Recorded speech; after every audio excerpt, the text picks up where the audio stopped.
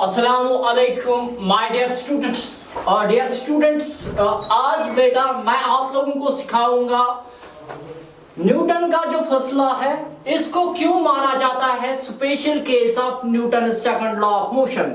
तो बेटा न्यूटन का फॉर्मूला इनर्शिया लॉ डिफाइन करता है या इसका दूसरा नाम बेटा फॉर्मूला का नाम है इनर्शियल लॉ, और सेकंड लॉ ऑफ मोशन जो है न्यूटन का बेटा उसका दूसरा नाम है बेटा क्या, real law. Why real law? क्योंकि हम प्रूव कर सकते हैं, हम डिराइव कर सकते हैं दोनों लॉज को। जैसे हमारे पास first law, third law and second law है। सेकंड लॉ से हम दोनों लॉज को डिराइव कर सकते हैं, चाहे वो फर्स्ट लॉ हो चाहे थर्ड लॉ। इसकी वजह इसकी बेसिस पे न्यूटन का second law, law of acceleration का नाम लेता है। तो बेटा यहां पे हम आज यही देखेंगे न्यूटन का फर्स्ट लॉ क्यों स्पेशल केस माना जाता है, किसका, Newton second law of motion. तो बेटा अगर मैं पहले बात करूंगा from second law of motion we know what F is equal to ma. F is equal to ma, that is force is directly proportional to the acceleration. So we can say here if a body is traveling within certain acceleration having mass m, if I am applying external unbalanced force on it, it will accelerate with a. So यहाँ पे जो बेटा आता है वो acceleration, वो force जो है वो डायरेक्टली प्रोपोर्शनल किस पे, एक्सेलरेशन पे, और जो यहाँ पे कांस्टेंट क्वांटिटी है वो है बेटा मास। तो मैंने क्या किया, मुझे प्रूव करना है न्यूटन का फर्स्ट लॉ स्पेशल केस माना जाता है Newton second law of motion. तो बेटा मैंने क्या किया, ये जो F इज पर टाइम है ये बेटा सेकंड लॉ ऑफ मोशन नहीं है बेटा, नहीं है बेटा, याद रखिए। F इज पर टाइम है, हम इसको नहीं कह सकते ये सेकंड लॉ ऑफ मोशन है, बट वहां पे जो second law of motion define होता है वो मोमेंटम डिफाइन होता है। F इज पर टाइम है ये एक स्पेशल पार्ट है, स्पेशल केस है Newton second law of motion का। तो बेटा यहाँ पे मैं लिख सकता हूं, और इस इक्वेशन को थोड़ा सा मॉडिफाई कर सकता हूं, इसको मैं लिख सकता हूं F is equal to v minus u divided by t बेटा।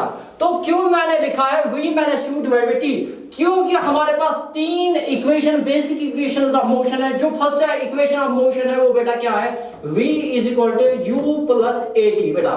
तो इसको मैं शिफ्ट करूंगा इधर, ये बनेगा v minus u divided by t is equal to a। तो बेटा मैंने क्या लिखा है, तो यहीं पे याद रखिए कि मैंने एक्सेलरेशन को इसमें मॉडिफाई किया है, final velocity minus initial velocity divide by time.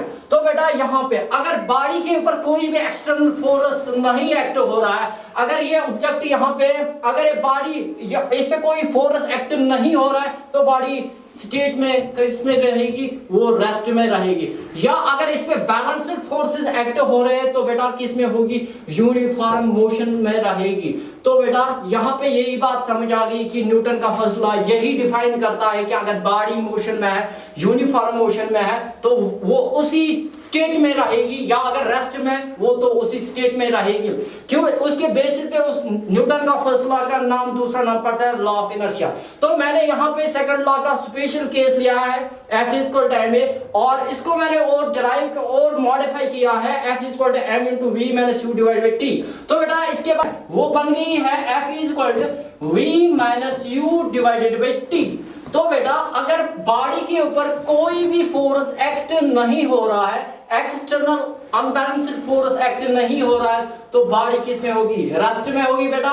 याद रखिए बॉडी किस में होगी, रेस्ट में। तो हमारी जो इक्वेशन है ये बनेगी, F के बदले यहाँ पे 0 पुट करेंगे तो बेटा यहाँ पे m is equal to v minus u divided by t बनेगा। इस t को मैं इस साइड में शिफ्ट करूंगा तो ये बनेगा 0 into t is equal to m into v minus u।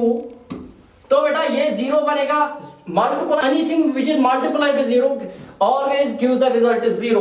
तो बेटा यहाँ पे क्या बनेगा, m into v minus u divided by t। तो बेटा इसको और मैं लिख सकता हूं, मेरी जो इक्वेशन बन गई वो ये बन गई 0 is equal to m into v minus u divided by t। इस m को मैं जब शिफ्ट करूंगा ये बनेगा 0 by m is equal to v minus u। तो ये बनेगा, ये जो टर्म बनेगी वो जीरो बनेगी, क्योंकि आपको याद रखना है किसी भी बॉडी का मास जीरो नहीं होगा। तो बेटा यहाँ पे mass can not be zero, for calculation purposes we take m is equal to zero. तो यहाँ पे जो ये इक्वेशन बनेगी ये बनेगी zero is equal to v minus u। तो बेटा यहाँ पे अगर मैं इस u को शिफ्ट करूंगा ये बनेगा u is equal to v। तो यहाँ पे हमारे ये बात समझ में आ गई कि initial velocity is equal to final velocity. अगर initial velocity is equal to final velocity बनेगी तो हमारी जो एक्सेलरेशन बनेगी उस वक्त a is equal to v minus v divided by t। तो ये बनेगा 0/t। तो एक्सेलरेशन बनेगी कितनी, जीरो।